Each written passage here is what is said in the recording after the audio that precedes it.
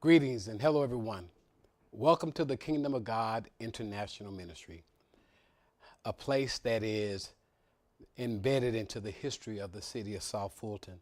Here is where the fight began and continued until we finally became a city. I'm Pastor Henry, and I'm grateful that you're here. Always, when you come into the kingdom, you must always remember to make yourself at home, for this is the place where everybody can come and be exactly what God has called them to be. Thinking about that, our mayor is here, and we are grateful for his presence. God has called him to be the mayor for the city of South Fulton, and we're so grateful, and for the town hall that is about to take place. I'm going to open up with a word of prayer, and right when I'm finished, we're going to go downstairs and join the mayor as we get started and share and share and share. Come on, let's pray. Dear gracious God, we thank you for all of the blessings that you have poured into our lives. Every moment is a special moment. Every moment is a committed moment. And every moment is a moment where we desire to always hear from you. We thank you for the vision of the mayor and for the vision of each staff member that's here, each department head. So, God, we pray that your wisdom will continue to fall afresh upon them. We pray for those who will join in and listen, those who will come and be a part, so that all that is said and all that is done will make us wiser and better citizens, knowing more about this great city of South Fulton.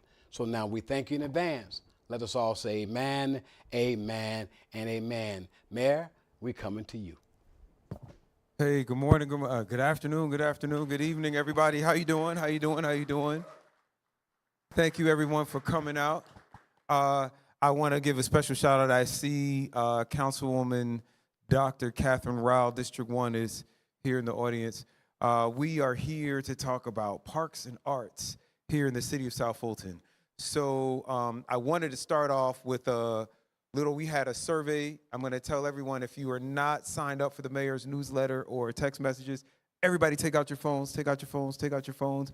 I want you to text the word Fulton, Fulton, to 33777, 2 3s, 3 7s. This is where we will sign you up for our newsletter, mobile alerts, or events like this that are happening throughout the city. So we had a little survey. We'll have the results of the survey in the next newsletter. But we asked people, what are you most concerned about in parks? And that's what we want to ask you all tonight. Senior programming was an option, youth programming, lighting, security, water features, all of these things were options, and people were interested in all of them. So people are really interested in providing services throughout our entire park system.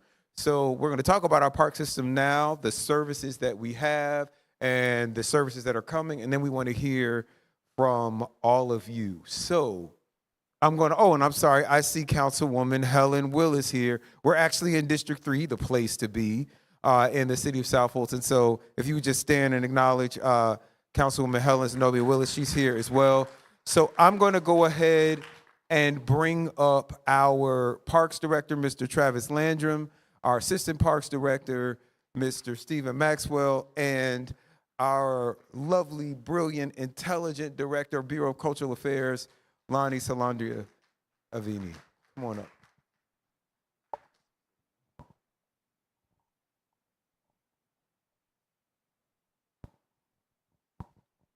So I'm vaccinated and boosted. We got our mask on, but we're going to take ours off just so you can hear us pretty clearly. So first, I'm going to go to you, Mr. Landrum. A lot of people, since the pandemic, we've got a whole new cast of characters. This is our post-pandemic cast here in the city of South Fulton. So I want to make sure you all know who our new Parks Director and Assistant Park Director are. So go ahead and introduce yourself and tell us where you came from, why you came to South Fulton, and what you hope to do here. Yes, sir. Thank you, Mayor. Good evening, everyone. My name is Travis Landrum, Director with the Parks, Recreation, and Cultural Affairs Department. My prior experience was in the city of Douglasville. The opportunity here in South Fulton offered one of new experiences. The city coming into an existence in the recent years, I saw a lot of opportunity for potential growth, and I feel like what the services the city was receiving at the time, I think the community deserves a lot better than what they have been getting, and I feel like the team that we're building is a team that can provide that to the community. So I've been in the field for 20 years, and I hope to continue the rest of my career out here at the City of South Fulton. Awesome. Mr. Maxwell? Thank you, Mr. Mayor. Good evening, everyone. My name is Stephen Maxwell. I am from Clayton County Parks Recreation is where I came from. I was there for about 6 years before I came to the city of South Fulton. Since being here, one of the biggest things that I'm looking to do is bring in programming, not just the athletic programming, but non-traditional athletic programming as well, things that can provide those opportunities to the city to enrich the youth and everyone in opportunities so that there's something to do in the city of South Fulton. One of the biggest things I'm an advocate of and where I came was trying to make those opportunities available, being that the diversity in each area that we go is opportunity for growth. And that's one of the biggest advocates and things that I'm looking to do here. I have family that's been here and lived here as well, so it's opportunity to continue to see growth and continue to help boost morale and opportunities that are here. Thank you. Thank you, thank you. And finally, our Bureau, so our Parks Department also houses our Bureau of Cultural Affairs. They do all of our arts and cultural programming for the city. And last but not least, our director, Miss Lonnie. So should we call you Solandia or? You can call me Lonnie. Miss Everyone Lonnie calls Aveni? me Lonnie. My full name is Solandia Aveni. I'm the Deputy Director for Cultural Affairs for the City of South Fulton. And my office is housed at Southwest Arts Center. And our campus includes our admin building, which houses our classrooms, and our 375-seat performance theater that also houses our fine art gallery. Awesome, and we are accepting signups for spring and summer art classes. Will you talk about that? Absolutely. So we have some information on the back table as you were coming in. That information contains our spring schedule, our spring class offerings. Registration for those classes ends March 17th, so if you haven't signed up, please do. We also have some new classes that we're offering this spring. We have new art classes, we have new yoga classes, and I think the last flyer back there is just letting you know to register for our spring classes. So if you have not signed up yet, please do. We also offer free classes for seniors, and most of our classes are reasonably priced. We offer classes from 2 years old to 55 plus. So if you know anyone that is looking for any art classes or any activities that they'd like to be involved in, any arts and cultural activities, please check us out at Southwest Arts Center. You can also follow us on Instagram and Facebook at South Fulton PRCA. Awesome, thank you so much. And so on KhalidCares.com, that's like my website, right? So KhalidCares.com, there was an RSVP form. We're gonna keep it up, but you can still use it. It's live right now. We had a little survey where we asked people about the park improvements they were most interested in. We're gonna get you those responses. But two of the questions, so you could take it now if you're watching now, please take it. If you know anyone, please make sure they go to the website and take the survey. But it had two questions, and one was, are you in favor of an annual $25 flat fee for seniors 65 plus to use all services? The way that we came up with the $25 number was we have multiple recreation centers. We have 17 parks, but we have multiple recreation centers. Right now, we are offering these free programs for seniors at the Southwest Arts Center, but we wanted to expand that offering to be able to offer those programs in parks across our city. College Park, I think they have a $10 a year fee for seniors. Clayton County has a $12 a year, right? It's $1 a month. We need a little more money in the city of South Fulton, so we can't quite do $12 a year, but $25 a year is just still $2 a month we thought would be a good rate for seniors. So a lot of people who responded to the survey said that they were really interested in that. There was also a question about whether we should have like income-based, there's a second separate question that asked if we should have income-based services for people of all ages. There isn't quite as much support for that, right? So people are not necessarily for that for all ages, but there was I do want to give a shout out to Tiffany from Herndon Forest, who was like, we already pay tax dollars, they should all be free. We would love for it to all be free. However, we're not there yet, but we do want to make the programs affordable. But the reason I brought up this free this $25 flat rate was because there was a lot of support around the city for that, making sure that we have these programs for seniors. So I just wanted you to talk. Right now, the programs are only at the Southwest Art Center that are free for seniors. But will you just talk about some of those programs that we have? Because they're really exciting. Ready to be a Absolutely. senior. So our senior program was developed when we were with Fulton County. When we transitioned over to City of South Fulton, we changed the name from Living Out Loud, which is our former senior programming, to Seasoned Arts Program.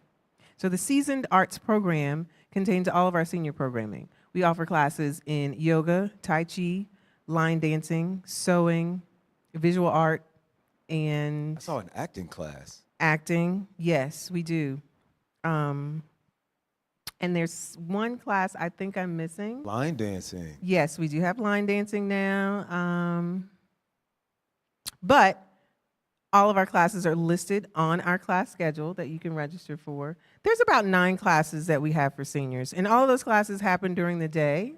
We found that most seniors like to participate in activities before 3 o'clock in the afternoon. So they come, they do their classes, and then they're free to go about their day and take care of their business, and then they're usually home by 5. I cannot wait to be a senior. Like, that sounds like the life. I can't wait to be a senior either, so that way I can say anything I want.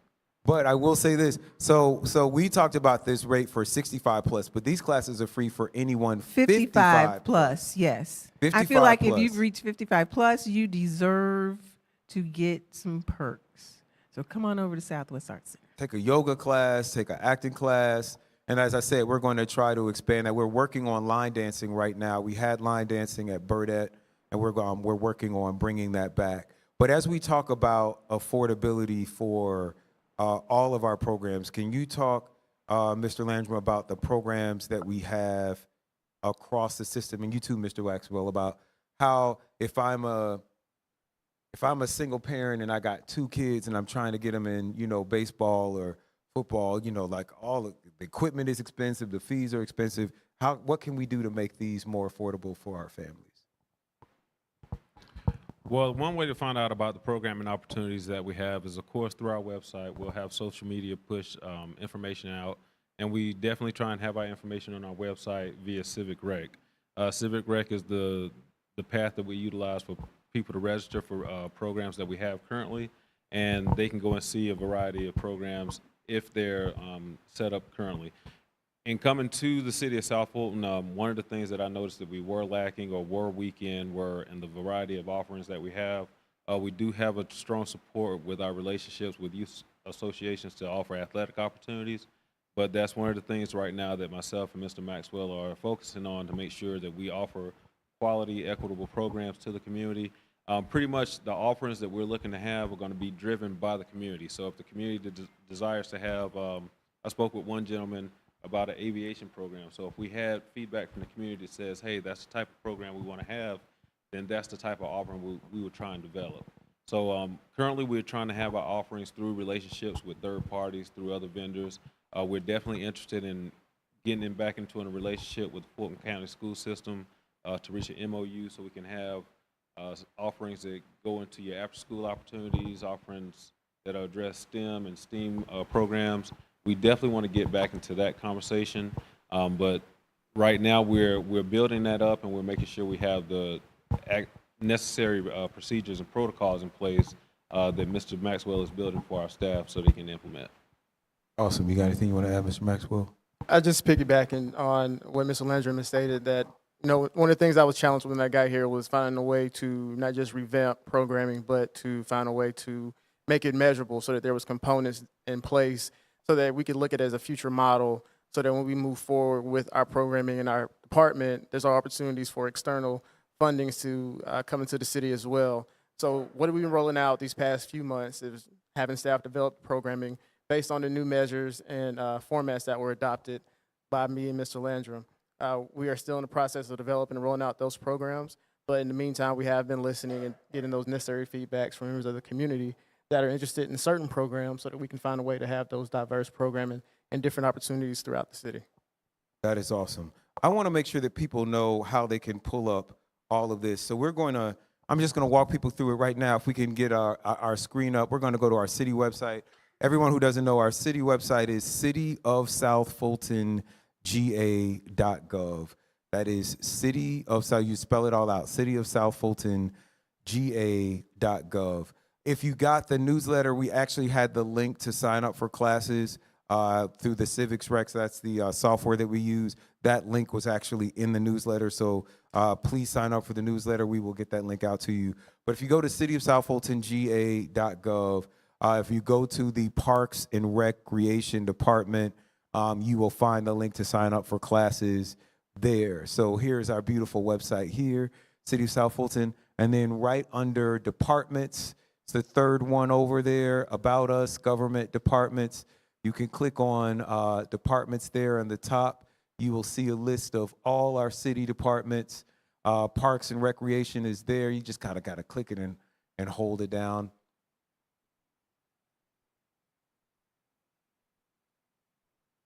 There on the right there, Parks, Recreation, and Cultural Affairs. So that's the name of our department. You click on there. That'll bring up our website. You can find, if you scroll down, you'll see where you can click through. You can see all of our class offerings, everything that we have going on.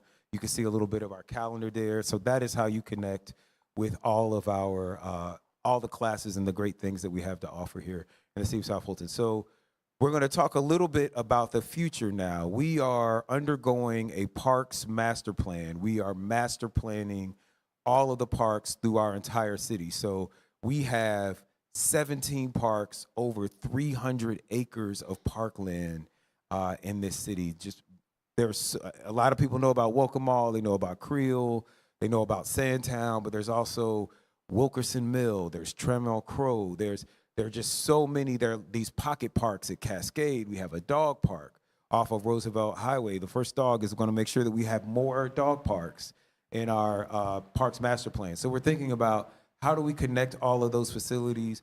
How do we make sure that residents know about all of those facilities? What kind of programming do we need to put in there? What do residents want to see? And that's what we want to ask you about tonight.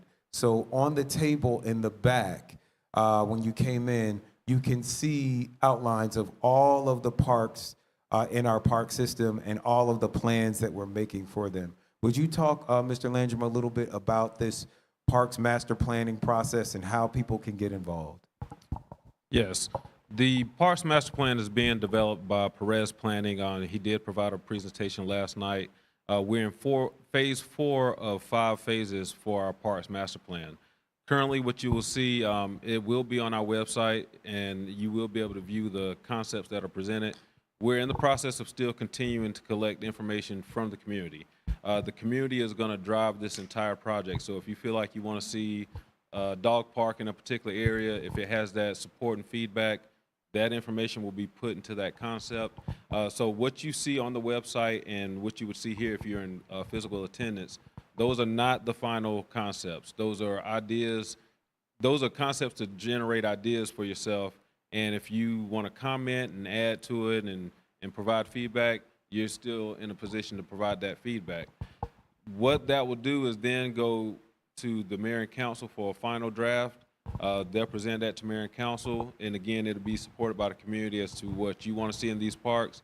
And if and when mayor and council supports those and approves them, then that's when we'll move forward with the presentation as last night, talking about funding options to fund these projects for the future.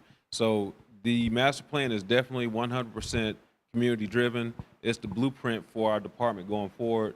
What you will see coming out of this is all community related. So the voices that don't say anything, they won't have any input. So we definitely will continue to encourage the community to share their feedback, share their input, so then you can be proud of what you see coming out of the master plan in the future. Awesome, awesome. I have Miss Jill Lindsay here. She is our public advocate. Miss Jill, you mind just standing and waving your hand?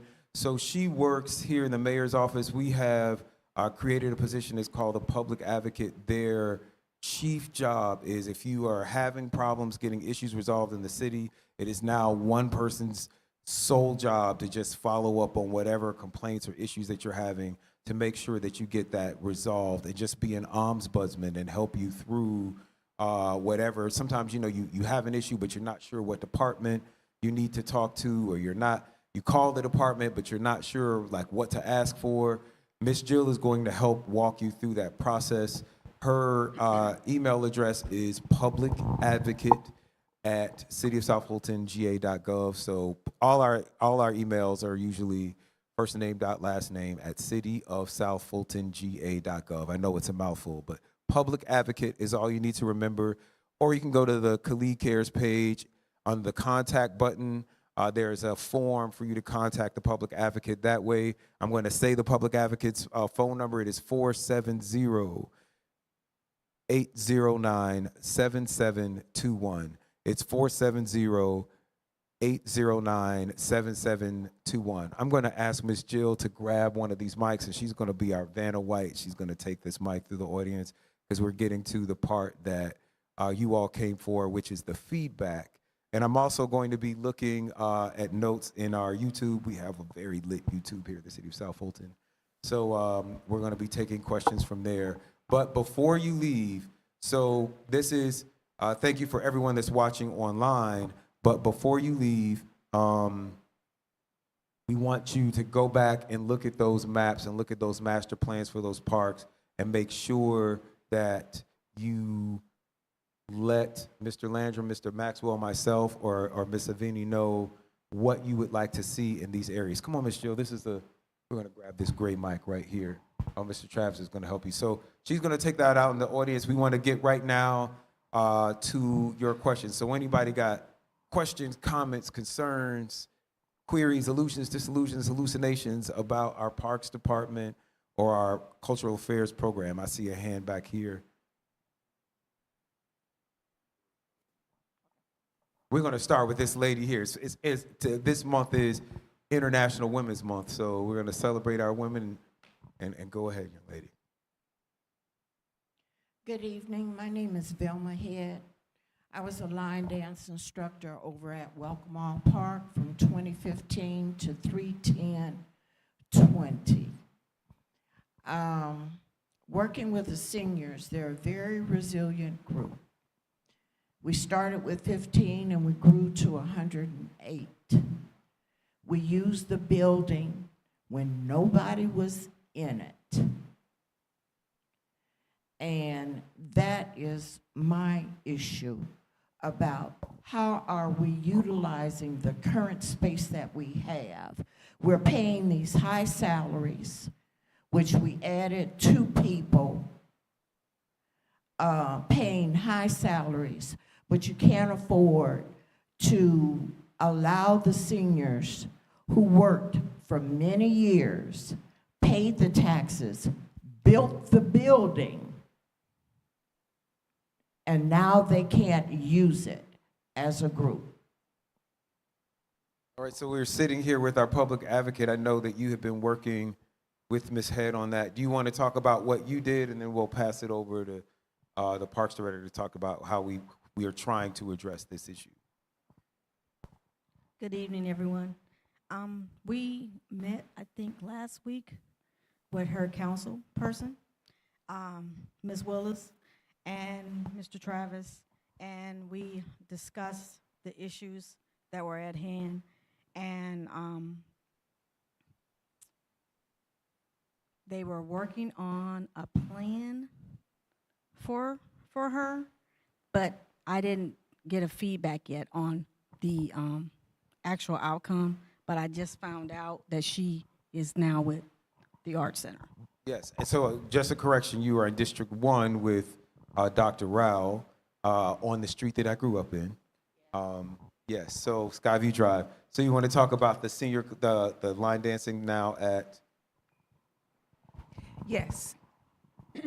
Excuse me. So the line dancing class has transitioned over to Southwest Art Center, and that class is being offered on Tuesdays and Thursdays from 2:30 to 3:30 p.m.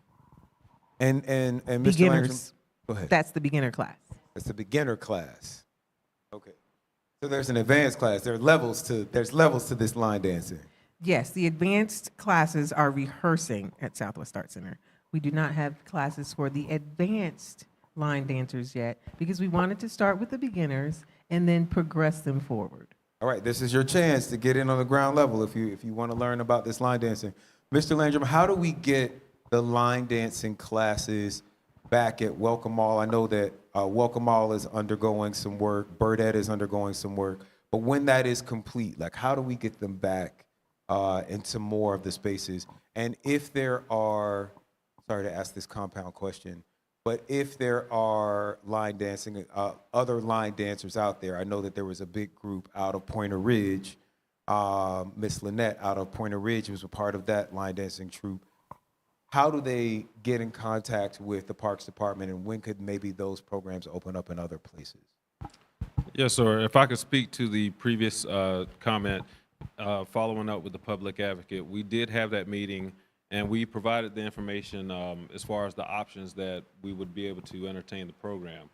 There were 3 options. We've extended the opportunity to go through an instructor agreement, which is practiced throughout the city, even at the Southwest Art Center, where an instructor can come in, have an instructor agreement that's approved by mayor and council, usually like a 70-30 split, and then they can provide their service. They'll have the insurance, they'll have their volunteer background check done. That's one option. Another option is an instructor can come in and rent the space, and then that's typically done for somebody that has a huge following, and then they can rent the space and charge the fees that they prefer. The third option is if the city itself puts out the opportunity and then an instructor wants to come in and operate in a volunteer capacity, they would still go through the background check, and then that is one that we could gauge the fees on, whether it's a minimal rate of $1, $2. That would be an opportunity they could be able to come in and utilize the space. We did communicate that with the resident, and when we reached back out to her, we gave her a chance to provide us feedback as to what her decision was, and she shared with us that she's going to take the opportunity that was presented with the Art Center, and that's how that program is in fruition over there. One thing I'd like to say for any program that was in prior existence with the city of South Fulton, every program that is welcome to come back, but what our job is, as we assess our operations, is to make sure that we're operating on best practices. So we'll review how it was set up before, and if it was something that's conducive with a best practice going forward, we'll continue to go forward with it. But in having instructors or programs to come back, we want to make sure we're doing things the right way to continue to provide that service. Thank you so much. So you all have heard that. We're going to go to AJ here in the back, but you all have heard that. We're going to go to AJ in the back. If you heard that, contact your council people, right? If you're a line dancer out there in the city and you've got a following, especially if you got a big group of seniors and you were already in one of our buildings, please contact your council person, contact me in the mayor's office, Khalid at KhalidCares.com, or you just go to KhalidCares.com, come to a Mayor Mondays.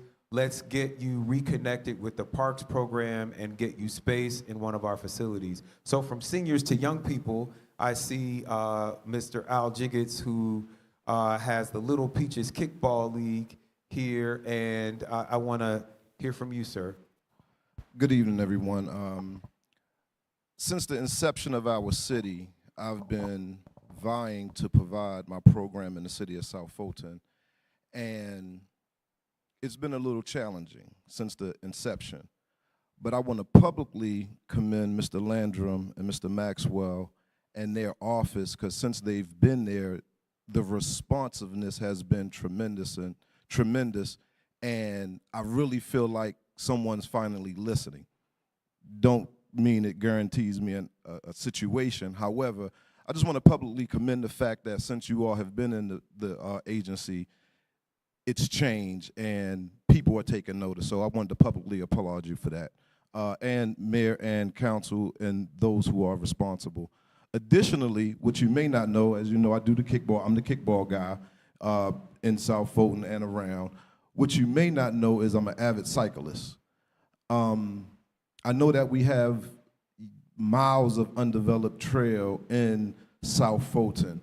Can you speak to your intentions, where priority is as it pertains to multi-purpose trails and the cycling community in South Fulton? Because we do have one. Thank you. Yes, sir. Thank you for your comment, and we definitely can provide feedback to that. Kind of gave me the chills a little bit when you started talking about it, because a lot of the things that you're asking about, one of the priorities with our master plan is to make sure we increase the ability to connect parks and some of the offline trails. So you'll see in a lot of the concepts back here, you'll see areas where they're trying to increase the trail connectivity, and that might include the cyclists. You have your off-road, you have your natural trails. Those are some of the things that we're trying to promote with our master plan, definitely. So to increase the priority of that, that's where, as I mentioned earlier, the community feedback, the engagement with other cyclists to make their voice heard, to increase how it goes up on that priority list. So I would definitely encourage those to go on our website or go on, speak with our master plan developer, Mr. Perez, and they'll continue to collect that data and feedback, and that's how that gets pushed up on the priority, because we want to make sure what's presented to mayor and council is what is wanted by the community. So that's how that gets pushed up on the priority list, but that is definitely one of the things that we're looking at in all of our concepts is trail connectivity and trails for cyclists, foot traffic, all throughout the parks. Thank you. And I just want to add to that. We were talking a bit about this last night. One of the things I would love to do, a lot of people don't realize that the city of South Fulton is nearly the same size as Atlanta. We are 100 square miles. We go all the way from the Fayette County line to the Douglas County line and the Chattahoochee, all the way up to Cascade and Fulton Industrial, right? So I was thinking of, and I've been talking with AJ and some other cyclists in South Fulton and in Metro Atlanta about doing a sort of tour of South Fulton, a tour to South Fulton, where we have like a 50-mile cycling event. We give out a prize, sort of like the ING, you know, Atlanta has the Peachtree Road Race. We could have this cycling race. We could see all of the districts in the city. We have rural areas, we have urban areas, we have suburban areas. It would give us a chance to show off our city to this huge demographic. It wouldn't cost a lot of money to put on. We just need to, you know, block off certain streets for certain hours of the day so that we could have this. So like that is something that we are definitely thinking about, and I would like to talk to you about it more, and anyone else who's interested in that. I thought that you would talk a little bit, you started off, you talked a little bit about having this youth program.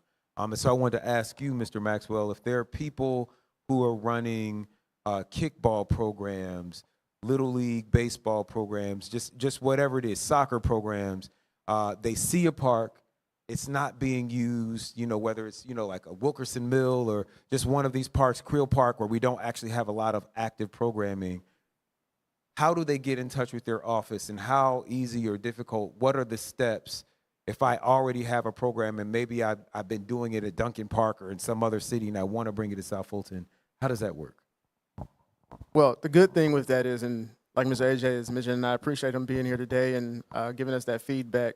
And if I could just add to one perspective of the idea of them bringing in the cycling area, please understand that these drawings, things that we are doing that are being adopted, like Mr. Landrum has stated, are not something that we more or less had true input.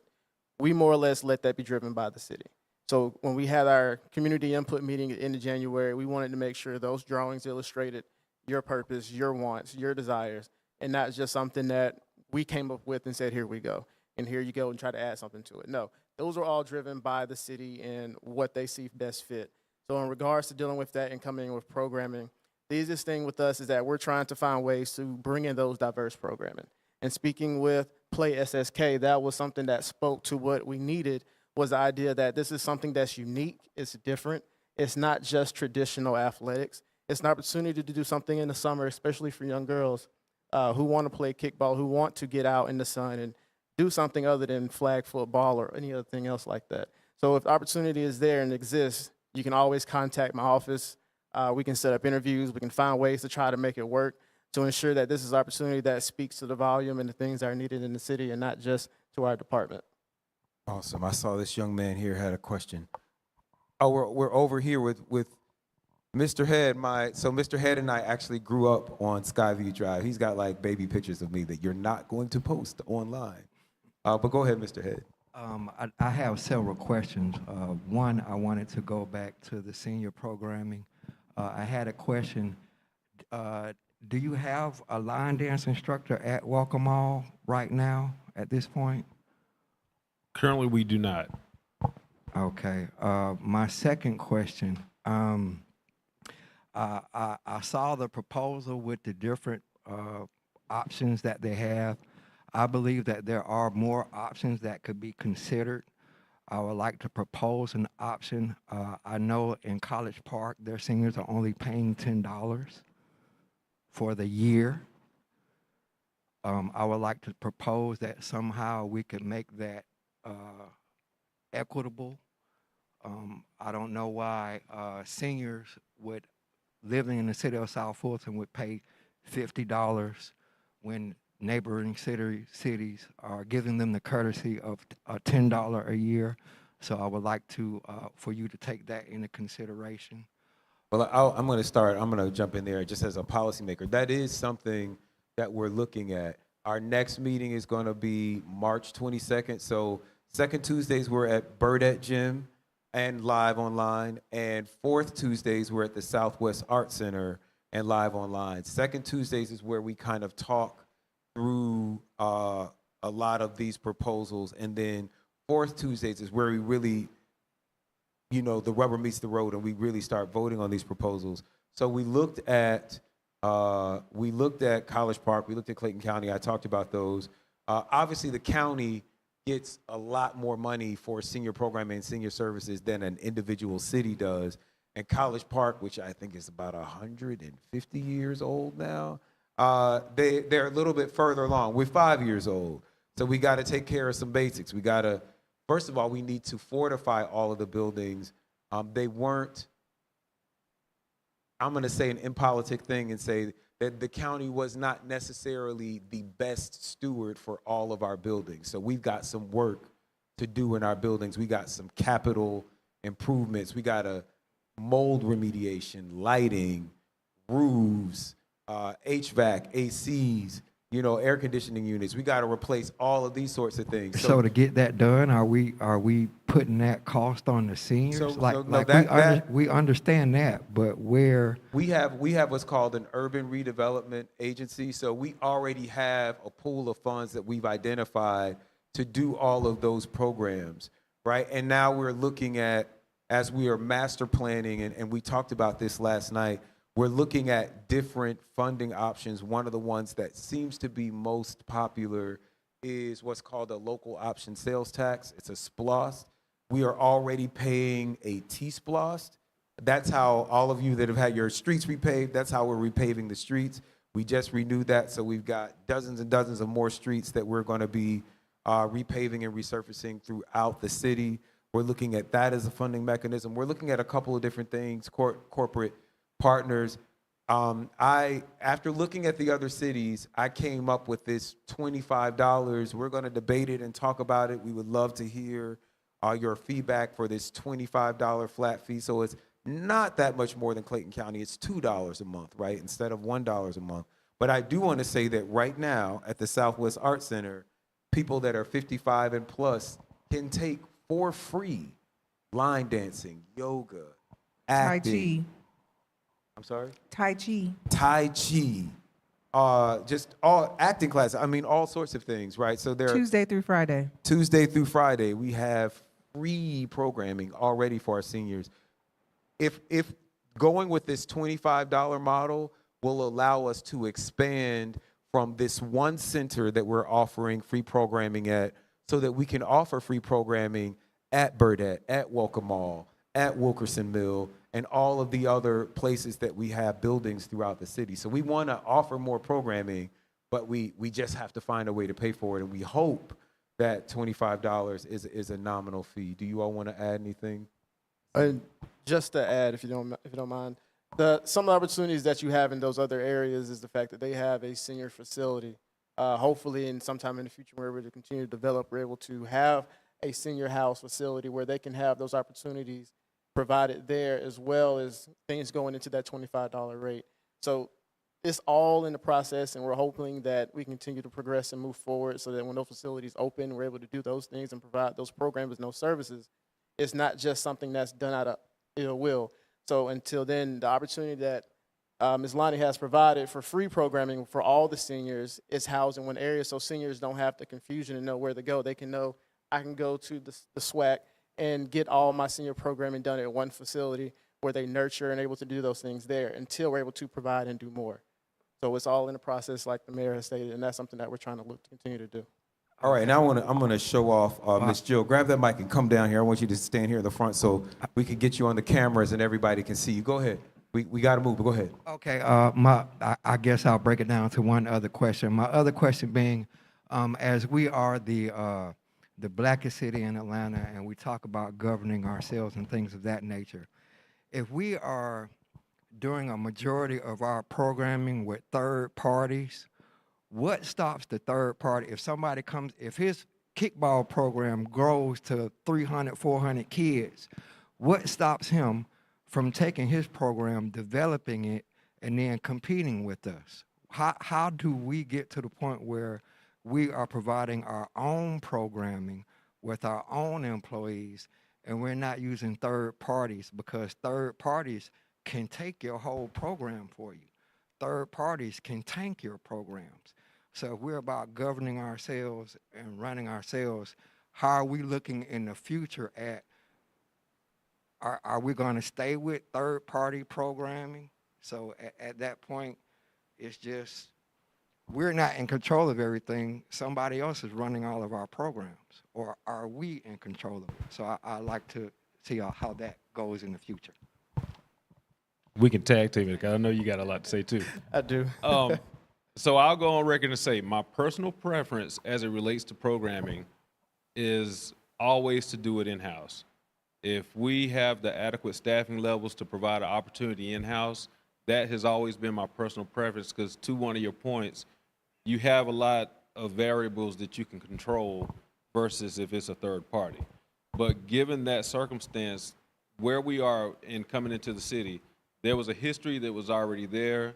There's an opportunity to create some opportunities that we can't do in-house currently. So in order to make sure we still offering opportunities to the community, that's where third-party opportunities come in, and we work collectively to provide that opportunity. There are some program offerings that I would prefer to stay in the third-party arena. Example, youth football, because of the cost that comes with that, the liabilities, the risk. That would be one where I would prefer that is offered through a third party. But if we are able to have the staffing levels, or if we have to have the staffing levels and then a third party wants to provide that service, that allows our staff to go and offer other opportunities and put their focus elsewhere. So third parties are definitely not a bad thing. As long as there's that relationship, that communication, there's verbiage within the agreement that says if they go left or they go off base and things are not kosher, that there's verbiage in there that allows us to disconnect and discontinue that relationship. But from what I've seen and coming to the city, we want to start off with a clean slate with all of the associations, any third parties, and allow them to provide that opportunity, because we're currently in a deficit where we don't have the staffing level to provide those opportunities that the community desires. Mr. Maxwell, did you want to add something to that? And just to add, the idea of these third parties that are coming in right now, they speak to the city. They speak to what the city needs and what they prefer. You know, we're experts in a field, but we also are listeners and provide opportunities to those that wish to proceed.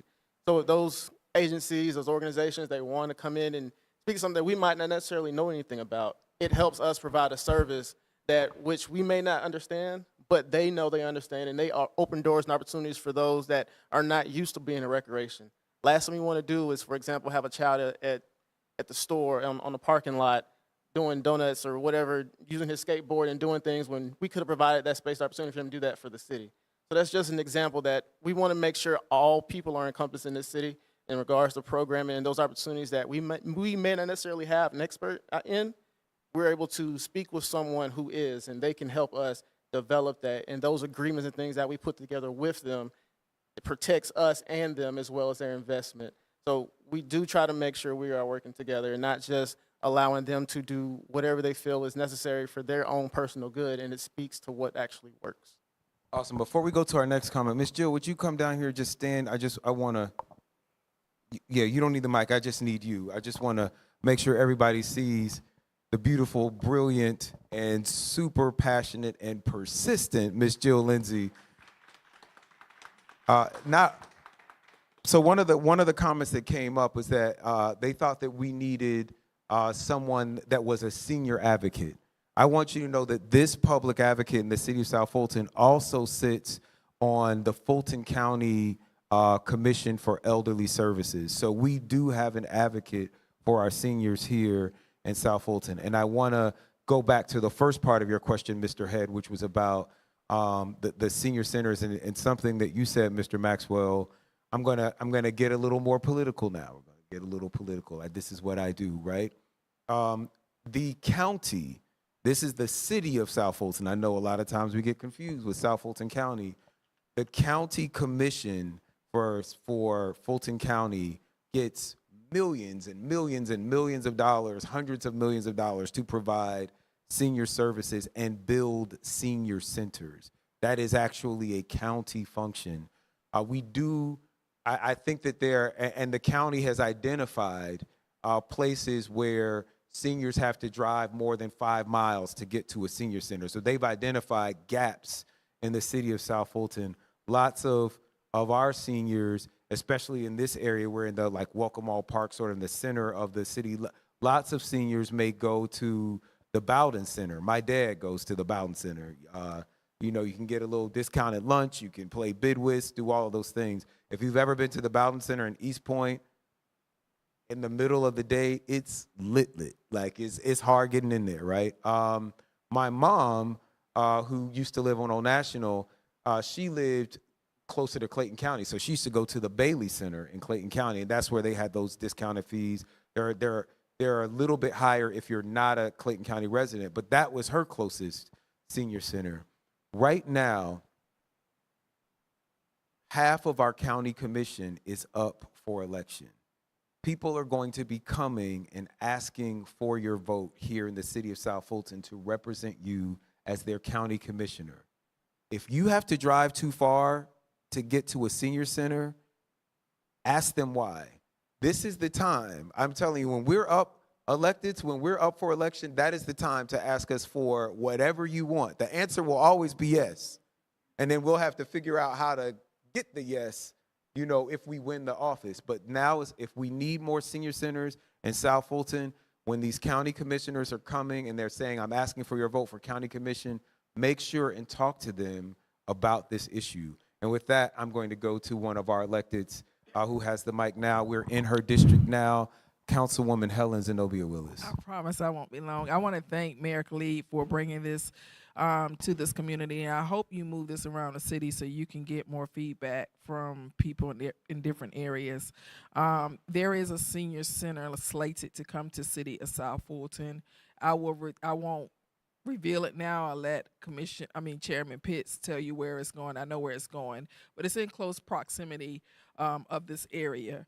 But it is coming to South Fulton. One of the things, Mr. Landrum, if you can speak on, is the performance audit. I know you can't really give details, but one thing I appreciate about Mr. Landrum, when he did come on, he recognized the importance of doing a performance audit.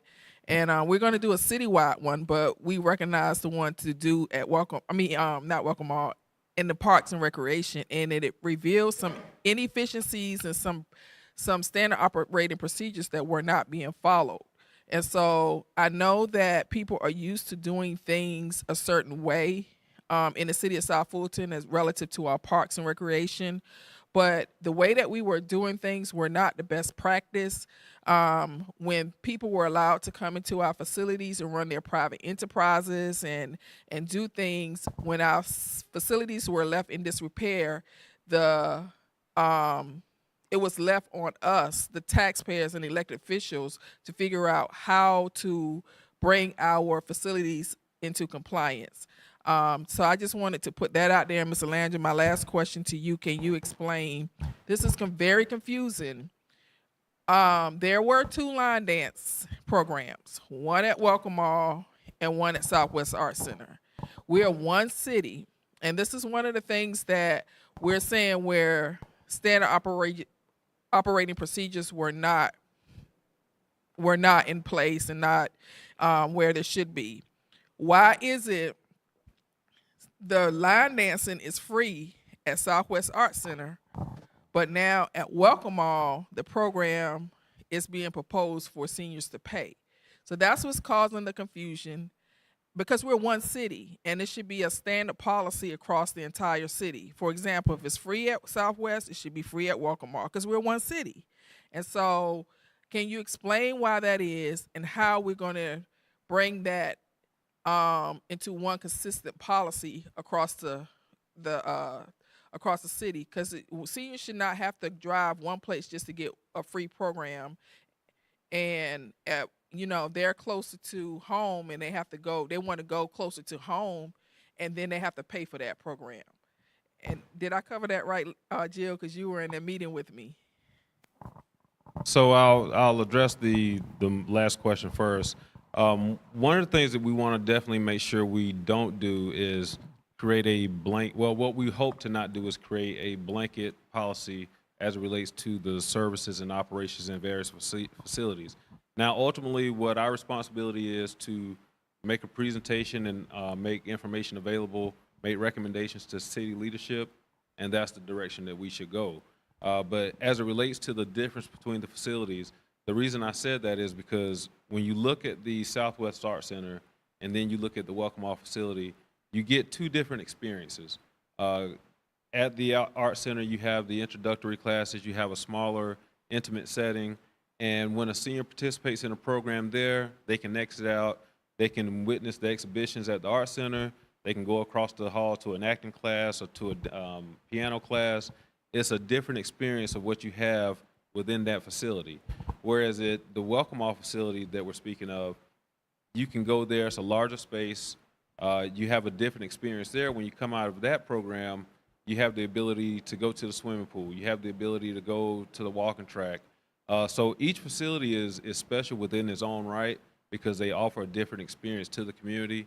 But as we mentioned, with them offering their introductory programs, and then the opportunity that we're looking at with the larger space at Welcome All and the different experiences, that's where we're providing the three different options with that. So as I mentioned earlier, if an instructor came in and we're offering the program, that smaller nominal fee, which doesn't have to have a dollar amount to it, that assists us with being able to provide them the speaker or the sound system that they might use for the program.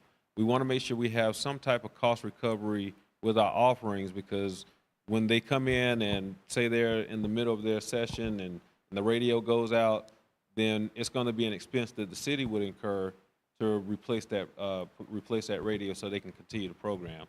That's where we're talking about fees and stuff to assist us with going forward with the opportunities.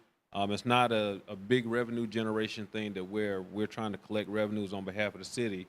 Of course, we're responsible for a revenue line item within our budget, and there's ways that we can generate revenue, but we're not going to look at an opportunity such as this one because we know you're looking at nominal fees, you're looking at low rates, and it would be a small component of it, but not anything that's going to have a huge dent that will go into our revenue line item for our budget. You had asked about the...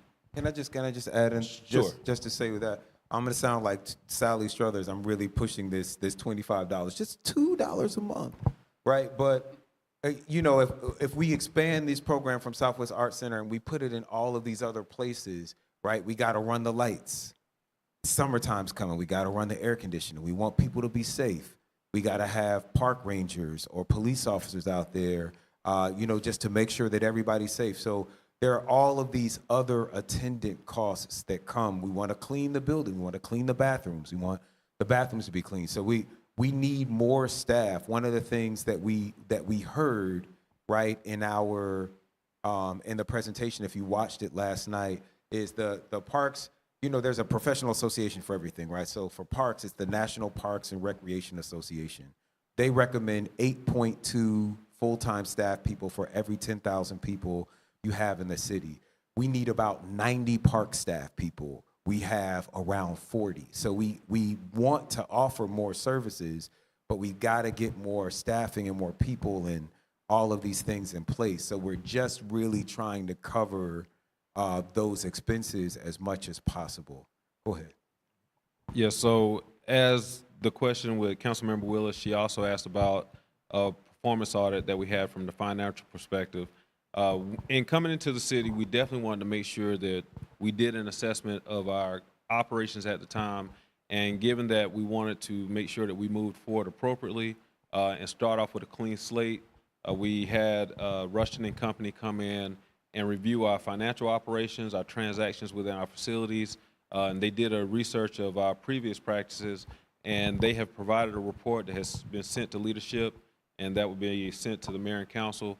But it's definitely a tool that we're going to use to make sure that we're having better practices as it relates to our transactions in our facilities. Make sure that we're handling cash appropriately when they come in and we have to go and make deposits. We want to make sure our staff is safe when making those transactions. We want to make sure that we don't put ourselves in a position, open up to risk if we're dealing with a third party and funds get misappropriated. This policy that is being driven from the plan and the research that we had from the audit is what we're going to implement going forward, and that report and findings will be presented to mayor and council. But we wanted to make sure we had a clean slate to start with, coming into being that I was new to the city and our team. We want to make sure we don't put ourselves in harm's way going forward, and make sure all of our staff are trained appropriately.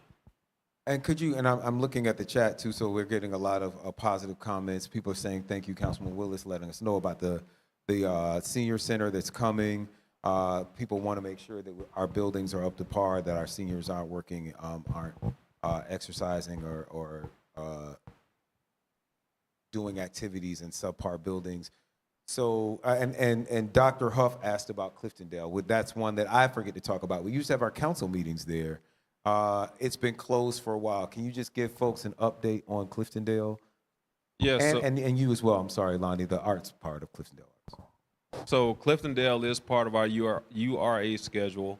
We're currently in the process of getting the design for that park, and the implementation should come down towards the end of this year. There are components of it that are still being used for courts. Courts are still having their court meetings there. I think they have 2 this month and 2 next month. And speaking to the facilities, that is something that, for example, just for conversation for the sake of for the public, because we don't have a senior facility in our inventory, if a proposal was mentioned to mayor and council to say the front half of Cliftondale or Creel Park, if it was suggested that those could be used as a senior facility and they supported that, that's something that we can do in the interim until those facilities come online that she's mentioning. As again, we only will make recommendations to mayor and council, and if they support it, that's the direction we'll go. And if not, then we'll try and find an alternative to provide that service to the community still. But that's where we are with the Cliftondale facility. It is slated to have a number of renovations to it. We're in the planning design for those plans, and they should be getting approved here soon. I can't recall the timeline. It was presented last night during the presentation with the URA, but we're in the design phase with that facility. And Ms. Savini, Cliftondale is also, we have the Southwest Art Center, but we also have a South Fulton Art Center at Cliftondale. You want to talk about what's going on with that? Absolutely. So we're looking very much forward to our South Fulton Art Center coming back, as it houses the only pottery studio in the city of South Fulton that I'm aware of. So it has a kiln there where they fire the pottery, and a pottery studio that can accommodate up to 15 to 20 students at a time. So we are very excited that this facility will be coming back online. They also offer a lot of the same classes that we offer at Southwest Art Center, but because it is a different facility, they offer a different experience. They do have a theater also at South Fulton Art Center that Courts is currently using. That is a smaller theater, but that theater will house about 200 people. That's awesome. You can get your Ghost on. I'm dating myself now. Y'all remember Ghost with the whole pottery at the kiln? We recently had this brilliant exhibit of quilts and quilt making, and that there was a class out of South Fulton art center for that? Where was that quilt making class? So the Atlanta Quilt Festival used to be at the South Fulton Art Center before it was closed for renovations. The Atlanta Quilt Festival has transitioned over to Southwest Art Center, and we offer 3 quilting shows a year. We have a Sojourners Quilters Guild. The Atlanta Quilt Festival is now at the Southwest Art Center, and we also added a Juneteenth quilt exhibition to our programming lineup. So that will be 3 quilt exhibitions that will be coming up this year.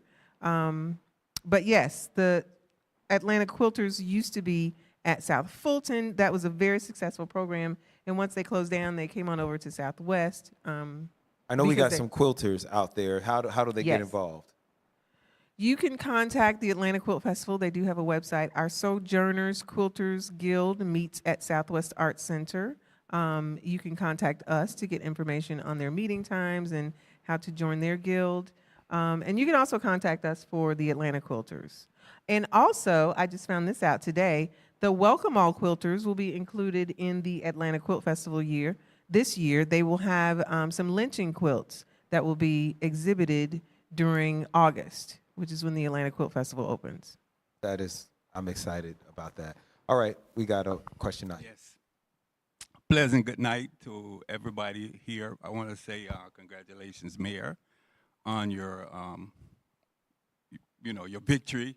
Thank you. Your administration. I had a chance to speak to Mr. Stevens, and I want to say a good night to Mr. Landrum and Lonnie as well, Councilwoman, and everybody else here. I want to talk about, first of all, I'm a vendor, and I proposed to Mr. Stevens just in conversation about doing a movie night. I've heavily invested in a lot of equipment, and I am trying to really establish something with the city of South Fulton. I'm very excited. I didn't realize the city encompassed such a large geographical area. So it's really exciting. I also like the question that was, or the suggestion that was put forward about the trails. I'm an avid biker. I make a lot of use of Burdett Tennis Park, or tennis facility. And so I'm really excited to see some new energetic leadership in the city. And I want to just big you all up. You see, I big up. And my name is Ross Moyer. And I'm also one of the largest distributors of Jamaican sea moss and natural products on the East Coast. So anybody looking for sea moss, Cersei, 4-man strength, whatever kind of herb you might be looking for, bladderwrack, check me out. And I will be getting in touch, Mr. Stevens and Mr. Landrum and Ms. Lonnie. So I wish you all the best, and I'm super excited. Mayor, keep going where you're going, man. Big things are going for you, so just keep it going. Thank you. I want to thank you for that. I want to say we're going to get in. Please make sure that we talk after this. We used to have, but pre-COVID, we used to have an event called South Fulton Summer. I was the councilman for Creel Park. Creel Park had some violence. We wanted to try and find a way to reclaim Creel Park. So we would have once a month in the summer, twice a month in the summer, I think the second year, we would have a movie and a concert. And so we would love to show movies. I know that Councilman Willis also did a movie out here at Welcome All Park. So we definitely would love to work with vendors in our city, because I found some vendors that were outside of our city. So we definitely would love to work with vendors in our city and get some movie nights going, enjoy this beautiful weather. It's super COVID safe because we're outside. So we will definitely be talking. Oh, whoever's, go ahead. I'd like to say to God be the glory. I'm First Admiral Khalid Farrakhan Muhammad. I wanted to get you that, Brother Mayor, and give it to everyone else, because you're going to need this to follow along, because what I'm about to speak to you about, by God's permission, is most historic and something that has never been brought to the black community since our 467-year sojourn here in America. I am the first admiral of the nation under the 10,000 Fearless Sailing Academy under the leadership of the National Director of the Honorable Minister Louis Farrakhan, Southern Representative Minister Abdul Sharif Muhammad. And on their behalf, I'd like to give you all the greetings of Assalamu alaikum, which means peace be unto you. Alaikum salam.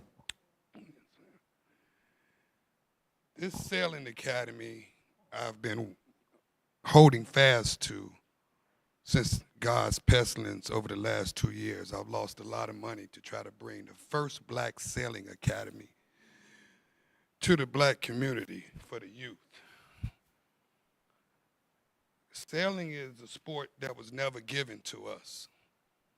It's a very expensive sport. I own 3 yachts, sailing vessels. 2 of them is in my second driveway that I've had to take out of the water.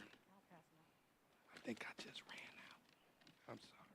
See, this is why you got to be here. We're getting, if you're here live, you're getting the brochures, but we'll make sure that you find out about it in our newsletter. Pass them for y'all too. I'm gonna give you some shirts. Okay, go ahead, sir. We got to keep it. We got to keep it moving. Yes, and I want to thank Hall County, Forsyth County, Department of Natural Resources, all of those who I've worked with over the past 12 years. We've been through some racist battles and everything, but we all have great respect for each other. And I also like to commend DNR Captain Emeritus, Captain Stan Elrod, who was working on supporting my plans before his passing. I also like to commend Governor Brian Kemp as well in this journey. As well as you, Khaled, we have the first same name. So I come here, somebody gave me a message. I don't know how I got it, but they told me to come here. So I'm here. And whoever person texts me, I want to thank them because it is time. And I'm asking for the help of the city of South Fulton to get these vessels, my other vessels, back on the water. We have a yacht in the water ready to go. But I have a kindred connection to the rough youth off of Old National, even in Camelot, you know. And we have a great skill we've been taught on the proper handling of the people. And it is time for us to get our youth off the streets. They're doing nothing. I'm working 5 days a week with the FOI, the mighty FOI, trying to save our people. And sailing is an avenue that builds teamwork. It takes teamwork. It takes trust. It takes overcoming your fears of water. All of the things that was instilled in us to fear since slavery. So I hope, Mayor, that you really take to heart of this. I hope those who are listening back this program. And it's going to really help our youth, our black youth out here in the city of South Fulton, as well as the greater Fulton County area. We're based in the Bluff, where this came to fruition at. And that's just the gist of what I want to say. I hope you will reach out to me more and we'll make this venture a reality for our youth here. Thank you so much. And I see some comments in the chat. People are excited. Sailing, we're going to get it done. We got a little chatty hoochie river here. We might be able to put some boats out there, but definitely want to talk to you more about that soon. Thank you. And now with the mic is Miss Morgan Worrell. Ladies and gentlemen, you all may not know that this is Miss Full Figure Georgia. She is a City of South Fulton resident, history maker here for International Women's History Month. Thank you. Good evening. So I have heard a lot of talks about just senior citizens, and respectfully, I love it. But for our youth, and this is directly towards you two, I live off of Krill, so my park is Krill. That's my park. And I'm guessing that my park is in phase 4 as far as like construction or whatever needs to be done. Is that correct? We're working on the HVAC so that we can open the pavilion back up. We have at least one incredible program there. It's Future Seekers. We teach kids robotics and entrepreneurship. Okay. So yes.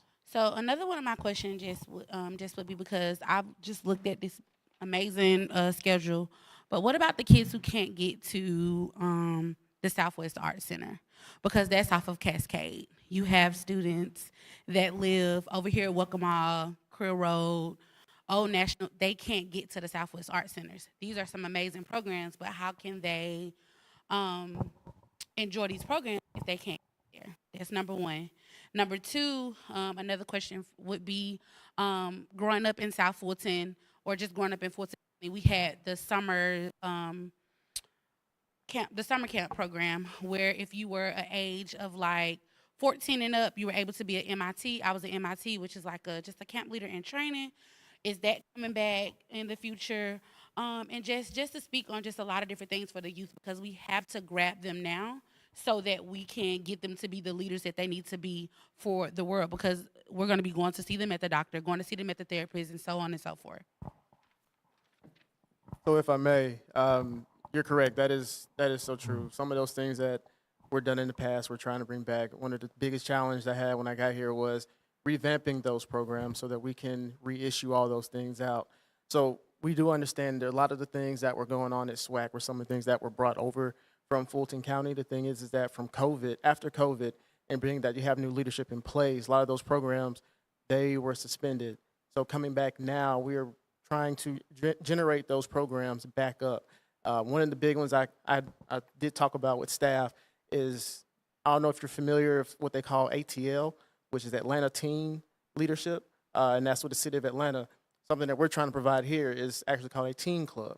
And that will be something that is housed at every facility within recreation. So those kids are able to find a place to go, house opportunities for programming, similar to the idea of the Sailor program and other things that are out there, so that we can have those camaraderies, those leadership opportunities and things, so that when we do get to the summer, which is our hope, that we can have youth help with the summer camp program and it not just be ran by those that are just older adults. So those opportunities exist. I believe in them. I've been there. I've done that. And that's something that we are trying to provide. Mr. Landrum talked about that first question. How do we get the kids from Old National or from their schools, from their houses to our parks program? Well, that's where trying to have these opportunities at these facilities, because we do have your traditional summer camps. We do currently have an after-school program, but we are wanting to make sure we have a wide variety of programs, a diverse array of programs that spans from your younger ages to your teenagers. For example, we do have the benefit of the State Farm room at the Welcome All facility, thanks to State Farm and the Atlanta Hawks, that has that technology piece. We want to make sure we take advantage of that. So one of the efforts with Mr. Maxwell, what he's trying to do with that staff is build that programming up. And coming in, I can honestly say the only programs that we had outside of the award-winning Swordfish swim program was our after-school program that remained consistent. Well, no, I'm sorry. When I started, it was summer camp and then after school. So we wanted to make sure that we can get staff that, if not the staff, make sure we can find the resources that come in and can provide those opportunities. We've spoken with a lot of outside opportunities. We've spoken with Mr. Rick Ross. He's talked about opportunities coming to the area. And again, they might not be the exact same programming opportunities, but we want to offer a variety of opportunities: STEAM, STEM, technology. We want to have the opportunities for kids to learn skills if they desire not to go to college, life skills, technical skills that they can continue on and provide for themselves in their lives. So how they get from, we don't have a plan in place to get them from the Southwest Art Center to the Welcome All facility, and that currently is a transportation thing, but we currently don't have those opportunities at those facilities being Burdette and Welcome All, but that's what we're building and trying to get to. I want to jump in here. We were able to bring our programming back at Southwest Arts Center and bring it back online a lot sooner than we have at our parks facilities, because Southwest needed the least amount of work as far as the facility is concerned. So we were able to bring those programs back online a lot sooner than they have been able to do so in our parks facilities, because they do need a lot of work. And I want to push you a little bit and put you on the spot, Mr. Landrum. What would it take? I know that we had a couple of vans. What would it take to get some sort of transportation program to pick up kids to get them to and from? Well, one of the things that I've experienced in my work history is those relationships with entities like the school system. For example, in a prior experience, we did not have transportation. We didn't even have vans like we have here. So the way that we were able to address that is we had a relationship with the school system. It was for our traditional summer camp. We wanted to have them have more of an experience than just coming to the facility. So field trips were made available because of an arrangement and agreement that we had with the school system. And hopefully that's something that we can entertain here with Fulton County to get back into that conversation, even making the arrangements for when they're in the school year, instead of dropping them at various locations, they can drop them off at a designated program at a recreation facility, and then the parents could come and pick them up from there. So that is where the third-party MOUs with the school system and other entities are definitely important. They can definitely help us out, and then, of course, we can assist the school with their needs as it relates to their programs. But that would be one of the ways that I would definitely like to address that, is getting back into our relationships with our school systems. Even if we have some type of public transit conversation, I haven't experienced that myself, but if that's an idea that can be entertained, we'd even go down that route as well. Thank you so much for that. I got my marching orders, Dr. Looney. I will be in touch. I wanted to you talked about the State Farm multimedia room. One of the things that I've heard, I've been going to a couple of NRPA conferences and ICMA, and I'm hearing about gaming and that, you know, how big that's become. There are these huge gaming tournaments with these cash prizes, but I'm seeing that a lot of parks, the one I'm most familiar with from the last conference I went to was Chicago. They have a huge gaming program, and it really was a way to get kids involved, especially through the pandemic when they were online. Have we thought about doing something like that? Yes, we actually hosted a GRPA, the Georgia Recreation and Parks Association district meeting in February, and that was one of the topics that was brought to the table by one of our staff, or one of our very own, asking about that gaming opportunity. It is trending within the recreation field. It is trending throughout neighboring agencies, and that is one of the avenues that we've asked about. I'll ask Mr. Maxwell if he can expound on it, because I know he's had some conversation with one of the gaming opportunities that are coming through the state. Correct. I've had some conversation in one of the industries. We're trying to find ways so that we can continue that development. From my understanding, it was an idea that was here previously. It just wasn't truly fulfilled. So the idea of bringing that back is on the table, and it's something that we are looking into with our staff as they continue to develop all those program opportunities so that we can have all those things out for the public. Awesome. We got a question back here.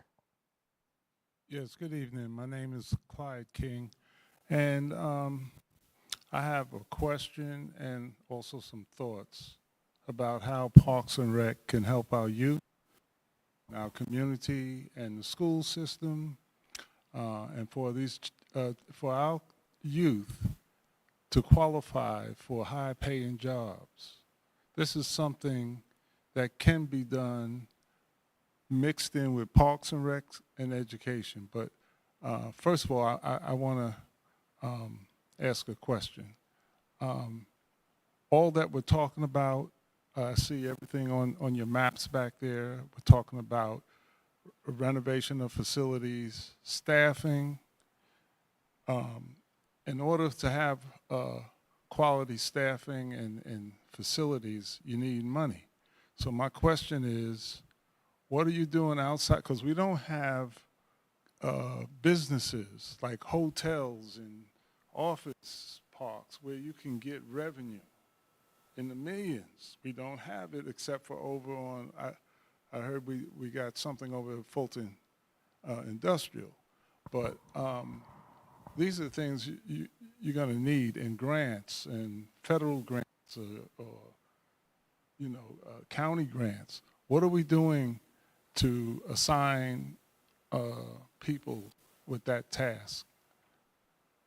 I'm going to let Mr. Landrum give you the bullet points, but I will say we went through a host of funding options that we're looking at. Some of them are SPLOST. We've looked at millage rates. We've looked at corporate sponsors. We've heard from State Farm Arena and Hawks how we have more resources than you might be aware of. But if you do want to see that, you can go to our YouTube page, City of South Fulton's YouTube page. Just go to YouTube. The first meeting you will see is our council meeting from last night, where we went through a lot of those funding options that we have for the city. But do you want to just do a couple bullet points? Sure. To your point, in the meantime, until we get to that opportunity for mayor and council to decide how we move forward with funding for those projects, there are alternatives that we have to look into. As I mentioned throughout conversation tonight, one of the ways that we can address it is through collaborations with other entities, the school system, other service providers, to find ways to utilize that relationship, and we can minimize our resources and output and still provide a quality service. I would definitely like to highlight and thank Councilmember Rao. She has definitely been an advocate in providing us information as it relates to grant opportunities, because that is another way that we can look to get funding for opportunities that you're mentioning. The city does have a grant specialist that we would work with, but grants, those relationships, those are ways that we would look to continue to offer those opportunities until we can get funding sources in line, like the SPLOS, to handle those projects. All right. But do you have any people with the skills to find or to apply for these funds? And that's what I mean, I would rather the city on that kind of talent to get funding until you can start where you can Parks and Rec, which I think is very critical for development, social development, and teaching our kids how to get along and peer pressure and, you know, qualify for high-paying jobs. They need exposure, creative exposure. You need talented, skilled people to do that. That's costs money. So I think that's something you really need to think about. Also, I have worked with youth and young adults for over 45 years from New York. I started out in New York and worked in inner cities, coaching in major tournaments, programs, Rutgers, and came down here and started a program, okay, and work with youth all around the city here. So I understand the problems. Also, summer camp activities, okay, exposure programs. I'm more interested now in starting from the, where do we start to begin to solve our problems? I understand, Mayor, you was at Banneker. We had a stabbing there. Now there's another one over at Creekside. Our youth, by the time they get to that age, it's like, it's almost too late. I'm more of trying to focus on kindergarten, first grade, second grade, third grade, fourth grade, fifth grade, and technology, social development, how to cook, simple things about life. So I'd just like to see the Parks and Rec talk to some of these principals and teachers and get some ideas how you could do some after-school activities, exposure programs, and find the money for it and the skilled people to teach it. Thank you, thank you. Before we have someone answer, we're going to actually go back to Dr. Rao here in District 1. I want you all to give this man, Mr. King, a round of applause. Not only has he coached, thank you. Not only has he coached and mentored youth for decades in our city, he was a crossing guard at Love T. Nolan Elementary, so he continues to serve at Love T. Nolan. So you're just an example of the kind of citizen we need 1,000 more of you. Thank you so much for all you do. Dr. Rao. One of the things I think we have to do is work on communicating more effectively. There are lots of resources that I can tell people aren't aware of in our city. Having worked with Fulton County schools, most elementary schools have multiple after-school providers. I'm not saying it's all schools had the same amount, but they are providers. And there is an office in Fulton County Schools that also works on community partnerships. As we continue to build our park space, I think there's a great opportunity for businesses to give back. Mr. Landrum can attest, we've been able to secure 2 significant contributions that allowed us to put a playground at Sandtown Park, as well as a $30,000 donation to do some improvements to our fields.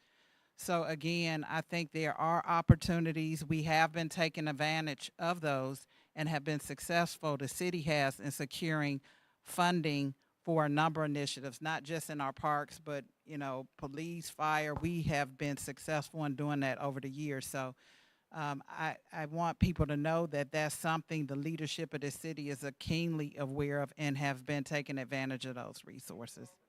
Yep, which she had mentioned earlier, State Farm and Atlanta Hawks. So, you know, the redoing of the basketball courts, that was a partnership with the Hawks. So that's not something that is new in terms of our vision to make sure that we prioritize Parks and Rec. It was one of the things the City Council identified in our strategic plan. It is a priority, which is why we've invested in those park facilities. We have 17 million, about 12 million is currently under construction in these facilities. So again, we're hoping to hurry up and bring these facilities online. We've also been impacted by the supply chain, things that have been affected by the pandemic. So I just wanted to mention that. There is I just want to say, we're going to take a couple more questions. There is a collective genius on this council. Sometimes we fuss, we're like family, but Dr. Rao works in the school system. We have people like Councilman Willis that have very close ties with our public safety. There's just so many different talents in our council, and if each one of us maximizes our gifts, that is actually one of the greatest resources that our city has, is our council. So I want to thank our council women for showing up for this event tonight.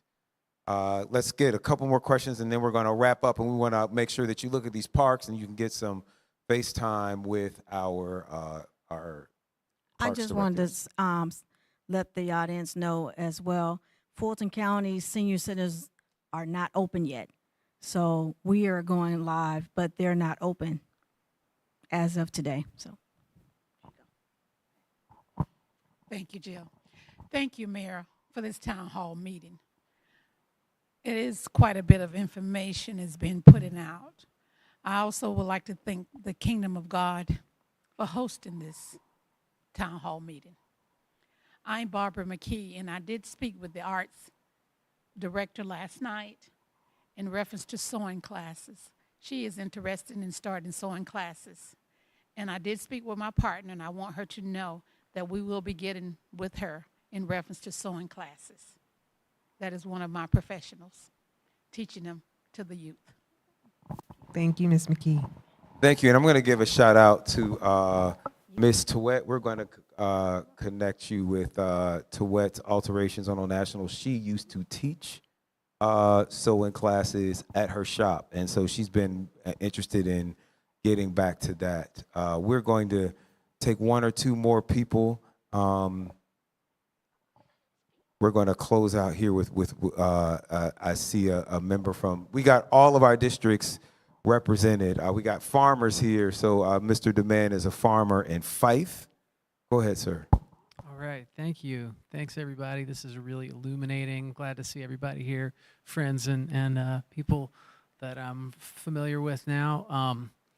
So I'd like to piggyback off of what AJ said earlier and just kind of tie together our great need for more recreation opportunities to our great resource of natural areas throughout this massive piece of land that is South Fulton, and just put it out there because it bears repeating all the time that we need to preserve and conserve as much green space as possible.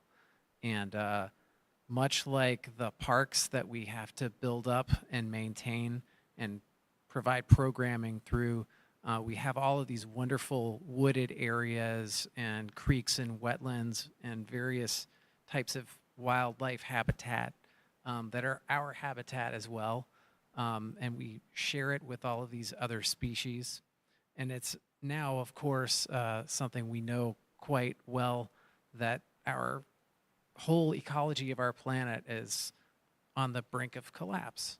So I just think that when we're talking about parks and we're talking about recreative activities and things that are good for us humans, that we always think about how we can conserve and preserve natural areas. And I'd like to say I was really pleasantly surprised to see all of those plans that include walking trails in wooded areas on the park premises. Very, very cool. But my admonition to us collectively is that we always do what we can to have more and more and more green space that we set aside purposefully for recreation and for future generations. And it's going to help keep us cool, and it's going to help regenerate our air that we breathe. And, you know, I think all of those things are very critically important to our recreation opportunities. So that's about it.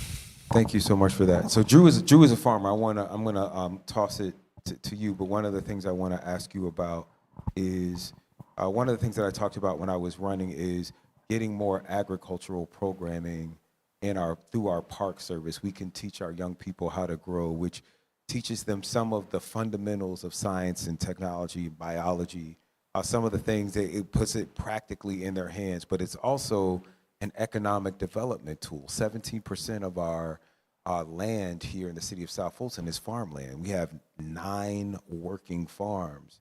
We have a winery here in the city of South Fulton. And so we can really take this from an avocation to a vocation, to economic liberation for some of our young people. And I wanted to get your thoughts about that as well as whatever you were about to say. I saw you grabbing the mic. Well, I definitely want to echo your sentiment. One of the pillars, and I'm sure you know this being familiar with NRPA, but one of the 3 pillars of NRPA is conservation. And I definitely will continue to communicate and express to the community what we're expressing and trying to promote in the community is coming from a national standard or even the state standard from NRPA, National Recreation Parks Association, and GRPA. But as I mentioned, one of the 3 pillars of the NRPA is conservation, and that's why you'll see a lot of that in the plans and concepts back there, because we do believe, some people don't understand the importance of the open and green space. Parks and Recreation is not just all brick and mortar and facilities. Even going from having an open space, it does have a lot of benefits versus pigeonholing it to make it a baseball field or a football field. So we definitely want to make sure we have that balance throughout our park inventory. The land conservation is definitely one of the biggest things that you'll see, whether it's disc golf or natural trails throughout some of our parks. I'm definitely glad you said that, because that is one of the things that we want to promote with the concepts that are being presented to the community going forward with all of our efforts. As it relates to your question, we definitely are a fan of continuing that effort with the agricultural component, whether it's a community garden. We've actually had a conversation with Mr. Johnson that Councilmember Rowell introduced us to. He has efforts of having those green initiatives and opportunities in our parks. So whether it be through community gardening, all of those efforts, those ideas that when they're brought to us, if we can't identify it, if there's a way that we can help add that component into our services and our parks, we'll definitely try and make that happen. Go ahead, Mr. Maxwell. And just to add, one of the things that we've been looking into is utilizing some of the space at the garden behind the tennis center. That facility in that area is really key for therapeutic programming because of the fact that there is a all-purpose playground in that area. So the idea that we can provide, even through those opportunities or partnerships with the community garden, we can do more things with agriculture and as well utilize some of the spaces that are around and in the city to the best benefit. Awesome. So we are right at 9 o'clock. We're almost at 9 o'clock. You know I love to end meetings at 9. We're going to keep the conversation going. I think our pastor is going to come down and close us out. But I want to thank everybody for coming out, everybody who's watching online. Like I said, we're going to keep the conversation going here. I want to just encourage a couple of things. Please, please, please text the word Fulton, F-U-L-T-O-N, to 33777. Text the word Fulton to 33777. That'll sign you up for the mayor's newsletter and alerts. I also want you to visit, you can watch this and our presentation last night. You can either go to colleaguecares.com, it's all there, or you can go to YouTube and look up City of South Fulton. I believe it is youtube.com/South Fulton GA, or it might be youtube.com/City of South Fulton. I should know that. But you can just put in City of South Fulton. It'll bring up the presentation from last night so you can learn more about what we are doing. We also have a Parks Advisory Board. You can find out more about that in the newsletter. Our advisory boards are beginning to meet in person. So the Parks Advisory Board is going to be working with our city on these parks master plans. Please make sure that you see these maps, that you give feedback, whether you're watching online or here in person. You'll be able to talk to people tonight, but if you're watching online, please make sure that you get involved with our Parks Advisory Board and help advise us on these programs and these things that you've seen tonight. I'm going to allow each one of you to a few minutes to just say a few closing comments, promote anything that you want to promote, and we're going to hear from our pastor and keep it going. I'd just like to say thank you so much for everyone that came out tonight. If you do have any questions, you can always contact me at the Southwest Arts Center. My email address is quite long, so I'm not going to repeat it tonight, but you can always call 470-809-7161. That is our main number. On your way out, please pick up a class schedule. And also follow us on Facebook and Instagram, which is where most of our information comes out. We have Gone Media, or social media now. That link or handle is at South Fulton, PRCA. P is in party, RCA.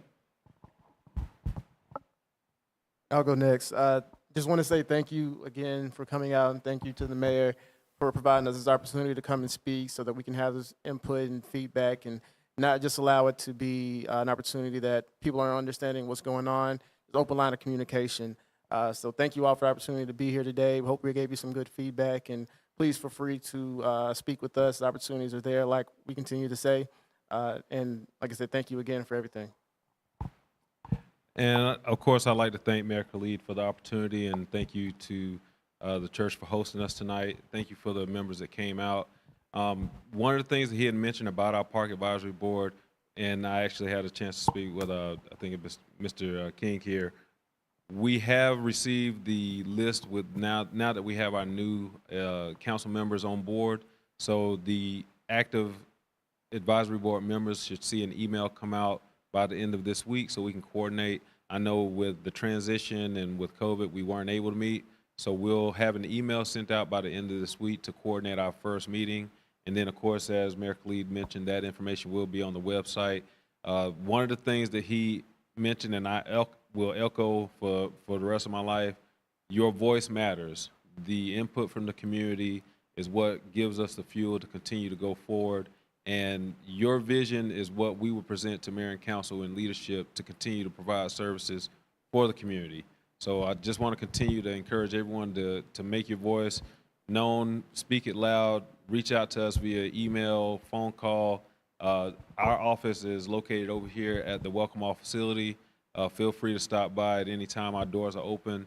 But please continue to express your interests and ideas with the staff, with myself, and we'll make sure that we do everything that we can provide that opportunity to the community. So again, thank you, everyone. All right, thank you all. So we are here at the Kingdom of God International Ministries. It is a church in the heart of South Fulton with the city of South Fulton in heart. We hosted, a lot of us on council actually met each other in the rooms of this building This building was instrumental to cityhood. The People's Campaign met here.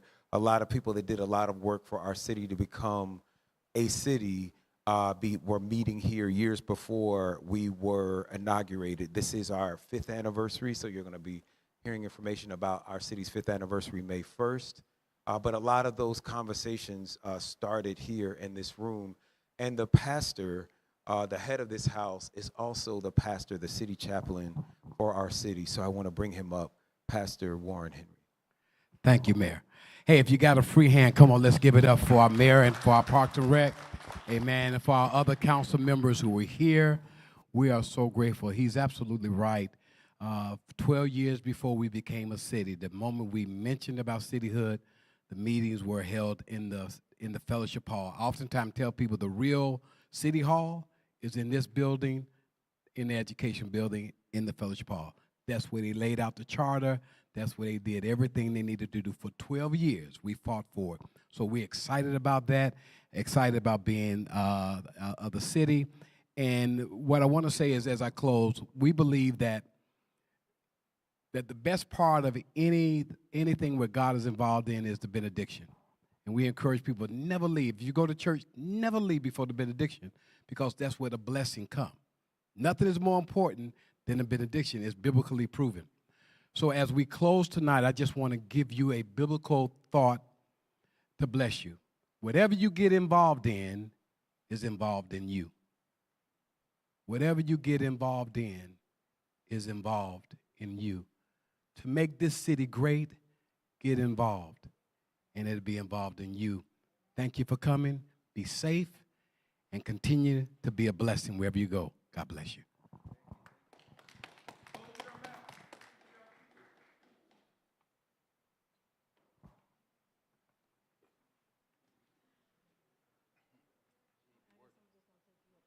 Okay, sure. Excuse me.